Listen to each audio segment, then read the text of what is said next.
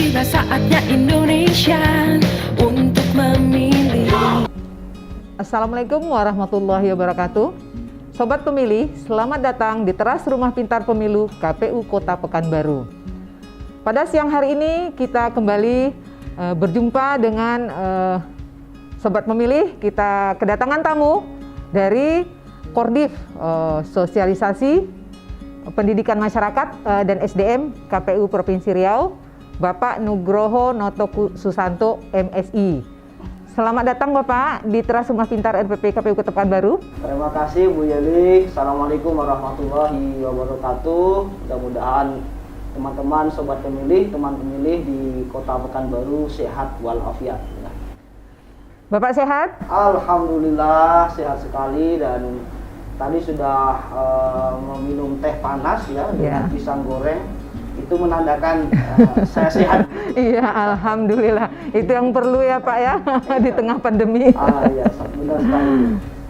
Jadi kami dari KPU Kota Pekanbaru, khususnya tim kreatif mengucapkan terima kasih atas kehadiran Bapak di teras Rumah Pintar KPU Kota Pekanbaru. Karena pada hari ini kita melaksanakan podcast bersempena dengan peringatan Hari Perempuan Internasional. Jadi kita juga pada siang hari ini mengangkat tema dinamika perempuan Riau dalam berdemokrasi. Mungkin kita akan, karena memang bersempena dengan peringatan Hari Perempuan, kita akan banyak bercerita tentang bagaimana keterlibatan perempuan, baik itu sebagai pemilih, baik itu sebagai penyelenggara, baik itu sebagai di legislatif. Nah, mungkin kita akan cerita tentang Riau lah Pak ya, apalagi untuk Provinsi Riau kita baru saja melaksanakan 9 pilkada di 9 kabupaten kota yang ada di Provinsi Riau. Jadi mungkin saya sedikit bercerita ya sebelum saya melanjutkan pertanyaan. Di Undang-Undang Nomor 7 tahun 2017, di mana di situ sudah dinyatakan diakomodir keterwakilan perempuan itu 30% keterwakilan perempuan.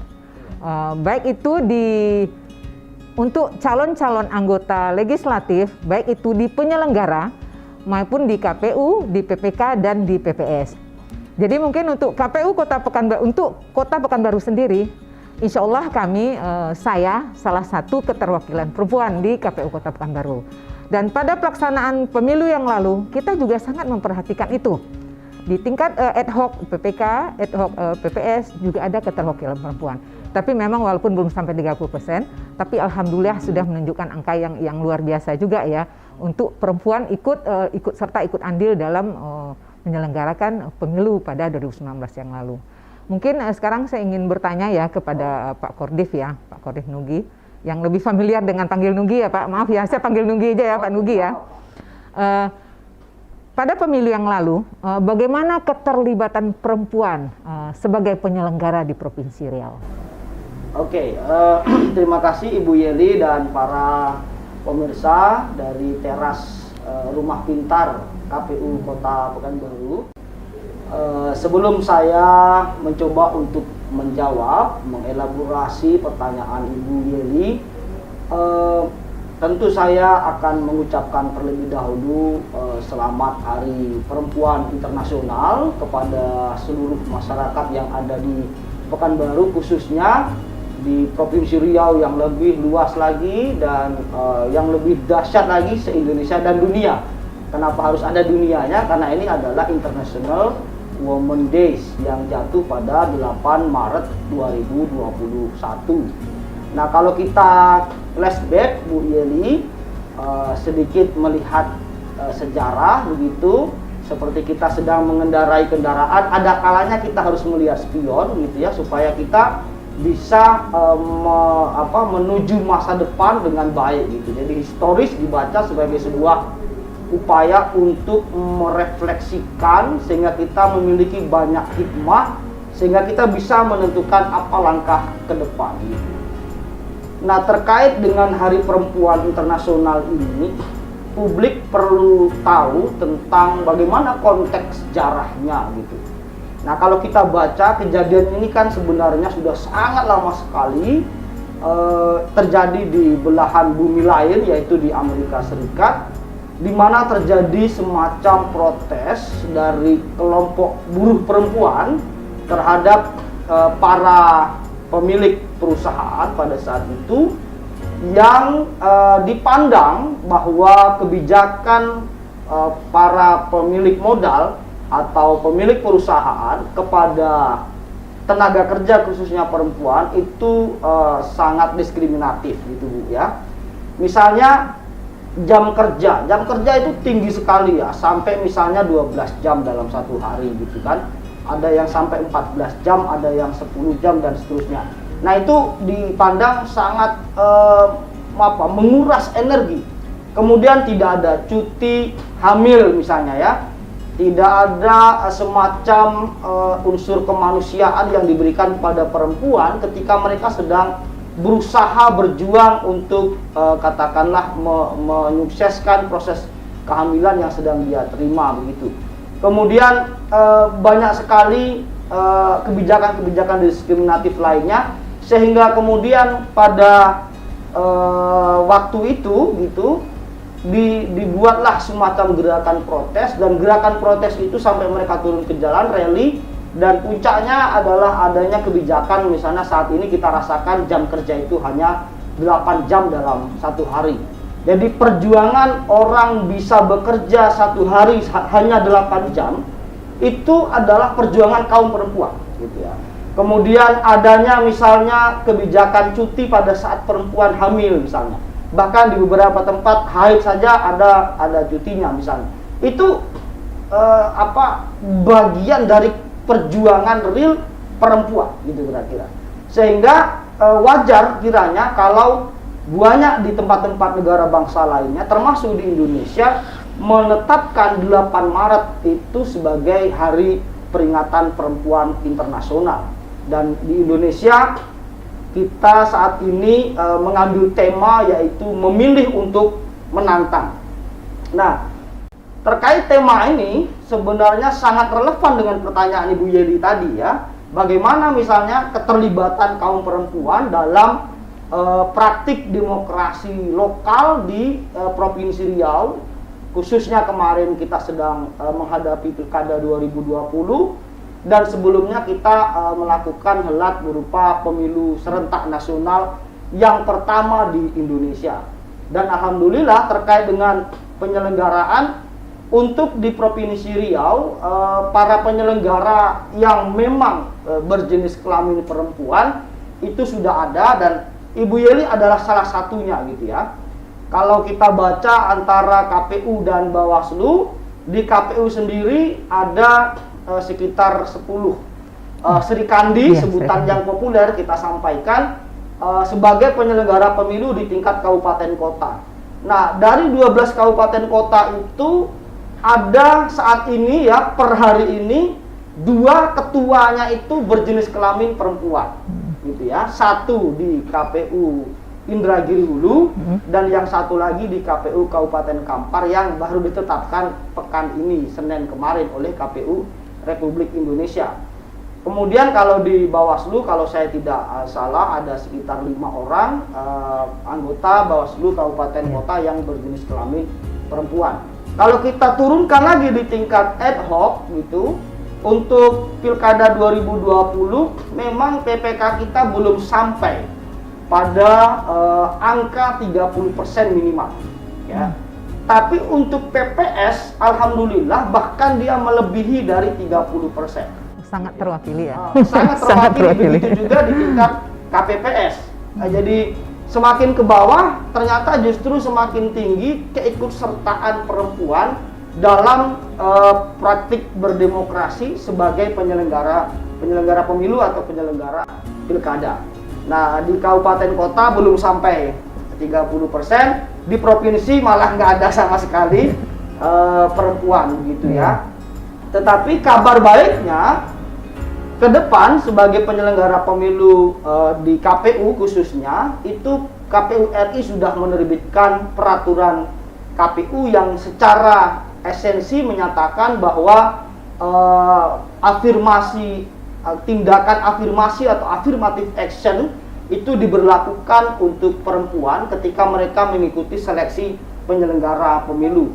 Dengan begitu maka perempuan akan bisa memilih untuk menantang tadi itu sesuai dengan tema Hari Perempuan Sedunia, sehingga kemudian insya Allah ke depan saya menduga atau saya memperkirakan keterlibatan perempuan di penyelenggara pemilu semakin banyak. Ya, alhamdulillah. Seperti itu, Bu Ya. Yeli. Alhamdulillah ya Pak Nugi ya.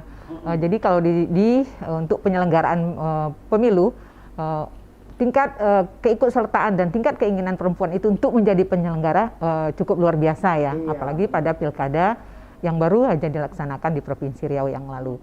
Sekarang perempuan sebagai calon legislatif. Nah, jadi kita sama-sama sudah melihat ya, sudah dari pemilu tahun 2014, pemilu tahun 2019, bagaimana perempuan itu memang di pencalonan harus memenuhi kuota 30% untuk keikutsertaan perempuan. Tapi sayang sekali, sangat kita sayangkan, perempuan yang sudah memang diberikan kuota di undang-undang tadi 30%, tidak berhasil dia memenuhi 30% untuk keterwakilannya di dewan tersebut. Contohnya untuk Kota Pekanbaru sendiri. Kota Pekanbaru 9 orang perempuan yang duduk di anggota dewan pada tahun 2019 ini. Jadi mungkin perempuan-perempuan itu mungkin kalah bersaing dan berbagai macam faktor ya menyebabkan mengapa mereka tidak bisa kalah bersaing dengan calon-calon yang laki-laki tadi. Bagaimana tanggapan Pak Nugi terkait hal ini gitu? Ya, ini pertanyaan menarik dan menantang juga ya, karena saya kira banyak publik yang punya pertanyaan yang sama dengan apa yang disampaikan oleh Ibu Yeli. Sebelum saya menjawab apa yang ditanyakan Ibu Yeli, saya mencoba sedikit mereview tentang bagaimana sebenarnya kebijakan regulasi pemilu tentang keterlibatan perempuan dalam konteks peserta pemilu atau pemilihan gitu ya. Nah, kalau dari konteks peserta pemilu dalam aturan kita itu perempuan harus ada dalam pengurus pusat partai politik itu 30%. Itu wajib gitu ya. Tetapi di tingkat daerah ya, kepengurusan partai politik itu masih menggunakan kata atau diksi memperhatikan gitu ya, sehingga memang memperhatikan itu semacam upaya lah ya, upaya yang dimaksimalkan ya, mestinya ke depan sama dengan yang di pusat, bahwa 30% itu menjadi kriteria wajib. Nah, dalam konteks pencalonan memang benar kata Bu Yeli, baik di tingkat calon DPR RI, calon DPRD provinsi, kabupaten, kota harus menyertakan minimal 30% calon perempuan, dan alhamdulillah itu terpenuhi. Nah, persoalannya adalah ternyata menurut tadi pertanyaan Ibu Yeli, dari minimal 30% itu keterwakilan perempuan di DPRD belum mencerminkan minimal 30% gitu kira-kira kan. Nah, teman-teman pemilih, saya perlu menyampaikan mengapa 30% itu perlu gitu kira-kira ya. Secara historis sebenarnya 30% ini diciptakan gitu ya, atau diusulkan menjadi ada dalam regulasi tentang bagaimana perempuan harus bisa berpartisipasi dalam banyak ruang-ruang publik, termasuk pencalonan partai politik, penyelenggara pemilu, juga termasuk tim sel Bu ya. Itu karena memang ada analisis yang menyatakan ketika 30% perempuan ada dalam ruang-ruang parlemen, ada dalam ruang-ruang penyelenggara pemilu gitu, itu diasumsikan dapat mempengaruhi kebijakan gitu kira-kira. Sehingga 30% ini menjadi penting agar perempuan bisa mewarnai kebijakan, karena dipandang perempuan ini memiliki semacam kekuatan idealisme untuk memperjuangkan keadilan, untuk memperjuangkan aspirasi rakyat, untuk memperjuangkan aspirasi perempuan. Karena memang perempuanlah yang saya kira paling mengerti tentang apa yang disebut sebagai persoalan rakyat.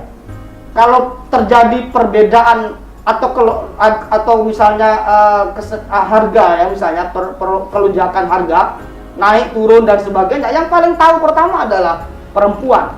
Kalau terjadi misalnya kebijakan penarikan subsidi BBM, yang paling tahu perempuan. Kalau terjadi biaya naik dalam konteks pendidikan, perempuanlah yang juga paling mengerti begitu. Jadi hampir di semua aspek kehidupan, perempuan ini merupakan elan vital kehidupan. Dia mengerti tentang problem-problem keseharian. Sehingga kalau ada saja minimal 30% perempuan di parlemen gitu ya, perempuan di partai politik misalnya gitu, maka mereka akan menjadi bagian agent of change untuk melakukan perubahan-perubahan melalui advokasi kebijakan. Gitu kira-kira. Nah, tapi ternyata menurut catatan kita, baik KPU Pekanbaru maupun kami di KPU Provinsi Riau, ternyata 30% itu belum terwujud. Di DPRD Provinsi justru mengalami penurunan dari hasil pemilu 2014 dan 2019 gitu ya. Sebelumnya ada lebih banyak perempuan duduk di DPRD, justru pada saat pasca 2019, pemilu 2019 mengalami penurunan seperti juga di KPU Pekanbaru, Bu Yelia. Bagaimana tanggapan saya? Pertama begini, mengapa diperlukan affirmative action gitu ya? Ini penting supaya publik tidak salah baca. Oh, ini seakan-akan perempuan diberikan privilege khusus, perempuan tidak diberikan ruang yang setara dengan laki-laki untuk bersaing sehingga dia dimudahkan dan lain-lain. Ini salah. Menurut saya, kalau kita flashback secara historis gitu ya, mengapa tindakan afirmasi atau affirmative action itu menjadi penting? Karena ternyata dalam ruang sosial, ruang politik, ruang ekonomi, ruang kebudayaan, bahkan ruang agama pun dalam ruang pendidikan, dalam kurun waktu beberapa dasawarsa terakhir gitu ya, bahkan dalam dulu yang terakhir, perempuan itu tidak di posisi setara gitu dengan laki-laki gitu. Sehingga dalam konteks itu diperlukan, kalau dalam bahasa pendidikan itu kelas percepatan, akselerasi gitu kan. Mengapa akselerasi diperlukan misalnya? Supaya ada upaya untuk menyeimbangi. Kemudian diperlukan misalnya banyak sekali model-model ya pendidikan, pelatihan, short course dan lain-lain untuk perempuan misalnya, beasiswa perempuan misalnya dalam konteks pendidikan. Nah, kita memberikan 30% kuota di tadi itu ya, di calon, di partai politik, di penyelenggara dan lain-lain, agar perempuan-perempuan ini juga bisa melakukan percepatan, mengimbangi gerak laju kaum laki-laki, di mana yang selama ini laki-laki itu selalu dianggap terdepan gitu. Jadi urusan politik laki-laki, urusan ekonomi laki-laki, urusan kebudayaan laki-laki. Jadi praktis dalam beberapa waktu lamanya perempuan itu ditinggalkan gitu. Nah, sehingga kemudian diperlukanlah tindakan afirmasi. Nah, setelah tindakan afirmasi dilakukan, ada calon legislatif minimal 30%, faktanya ternyata belum menunjukkan hasil. Apa masalahnya? Pertama, situasi konteks sosial politik kita itu belum setara gitu. Pemilih itu juga masih merasa bahwa yang berhak dipilih itu laki-laki gitu. Sehingga perempuan dianggap hanya sebatas mengisi lengkap ya. Ya gitu, hanya untuk mengisi formalitas gitu, kira-kira kan. Memenuhi kuota. Memenuhi kuota gitu. Baik dari sisi pengambil kebijakan di partai politik misalnya punya potensi seperti itu, asumsi seperti itu, baik yang di level lain yaitu pemilih itu sendiri. Pemilih masih merasa bahwa ya pemimpin laki-laki, yang duduk di DPR adalah laki-laki dan lain-lain. Sehingga tidak mudah perjuangan perempuan di situ karena memang dia harus berhadapan dengan stereotip atau pikiran-pikiran yang selama ini barangkali membuat perempuan itu di belakang.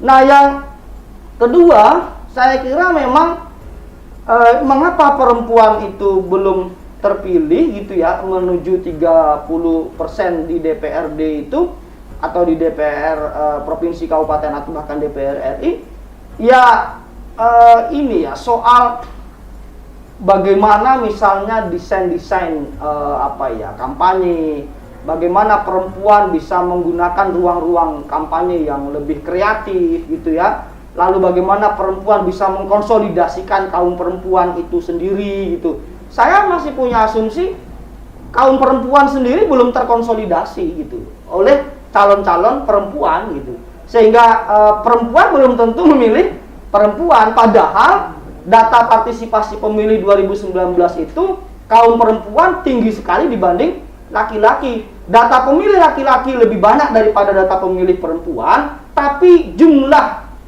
maupun tingkat partisipasi pemilih perempuan lebih tinggi daripada tingkat dan jumlah partisipasi laki-laki. Mestinya dengan data Parmas perempuan yang tinggi itu berhubungan baik dengan keterpilihan perempuan, tapi kenyataannya kan tidak. Nah, inilah saya kira tantangan-tantangan yang dihadapi oleh kaum perempuan saat ini. Begitu Bu Yeli. Ya. Jadi mungkin itu Pak Nugi ya, salah satu tantangan kita bagi kaum perempuan ya, apalagi saya sebagai perempuan. Walaupun tingkat partisipasi perempuan itu tinggi, tapi mereka belum tentu dia mendukung perempuan itu sendiri untuk menjadi wakilnya di dewan sana. Jadi mungkin apalagi Kota Pekanbaru ya, belajar dengan sejarah, bagaimana kita kaum perempuan ini meningkatkan kompetensi kita. Dan mungkin harapan saya sebagai perempuan, begitu juga untuk sahabat-sahabat partai politik, tempatkanlah perempuan-perempuan itu memang di posisi pengambil kebijakan, baik itu di kepengurusan, baik itu soalnya seperti yang kita lihat di pengurusan perempuan, kami verifikasi partai politik, perempuan itu memang memenuhi kuota seperti yang dituntut oleh undang-undang. Tetapi di pengambilan kebijakan sangat sedikit sekali keterlibatan perempuan di situ. Karena itu memang sangat mempengaruhi masyarakat dalam menentukan pilihannya siapa yang akan menjadi wakil mereka. Jadi mungkin dari segi tadi kita sudah berbicara dari segi penyelenggara, dari segi legislatif, dan bagaimana menjadikan perempuan itu pemilih cerdas. Kedepannya bagaimana supaya wakil-wakil mereka di legislatif itu bisa menyuarakan suara perempuan. Karena sebagai perempuan seperti yang sudah Bapak paparkan tadi, kita belajar dengan sejarah. Pekanbaru juga, Riau juga, khususnya Kota Pekanbaru banyak juga tokoh-tokoh perempuan yang memang bisa kita idolakan. Contohnya yang baru-baru saja belum berapa lama ini meninggal, Ibu Maimanah Umar ya, salah satu tokoh perempuan, tokoh legislatif perempuan Riau yang sudah berbicara di tingkat nasional, dan banyak lagi tokoh-tokoh perempuan yang lain yang bisa kita contoh untuk menjadi motivasi diri kita untuk lebih meningkatkan kompetensi kita sebagai kaum perempuan. Jadi mungkin untuk kita tadi sudah dikode ya, waktu kita tinggal 5 menit.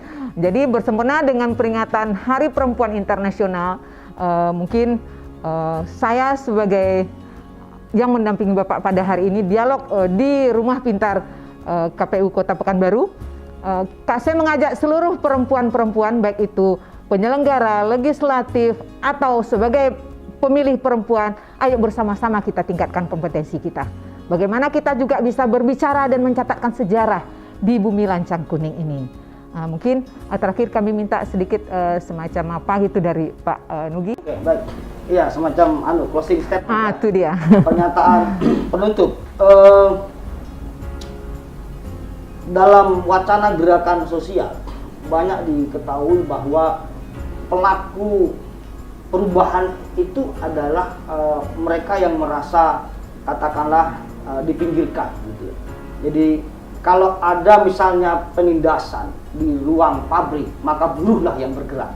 Kalau ada kebijakan yang tidak menguntungkan kaum tani, maka kaum tani itulah yang bergerak. Ketika ada misalnya problematika perempuan, maka seyogyanya kaum perempuan harus bergerak, mengkonsolidasikan diri, menguatkan kapasitas, memperluas jaringan sosial, sehingga dengan demikian kaum perempuan tidak lagi dipandang sebelah mata oleh orang-orang, bahwa perempuan hari ini memiliki kekuatan, memiliki keberdayaan yang sama dengan laki-laki.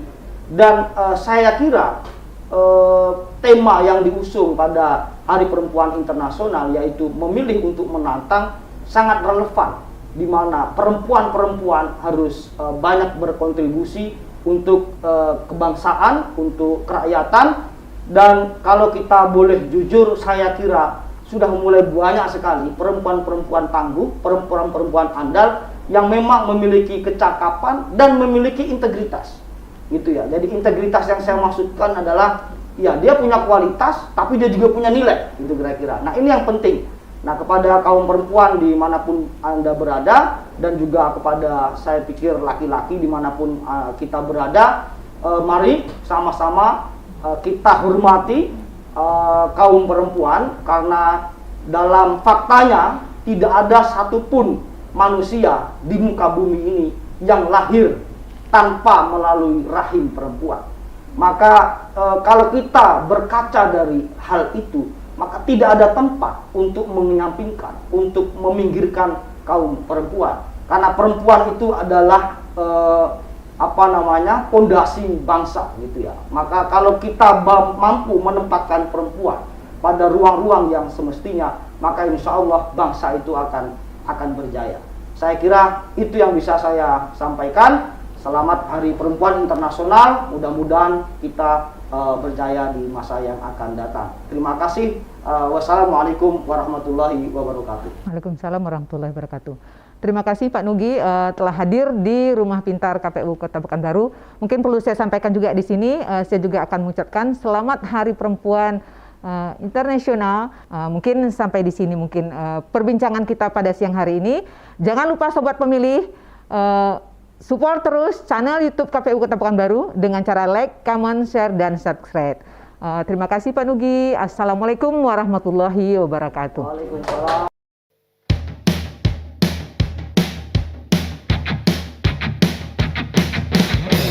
Tiba saatnya Indonesia untuk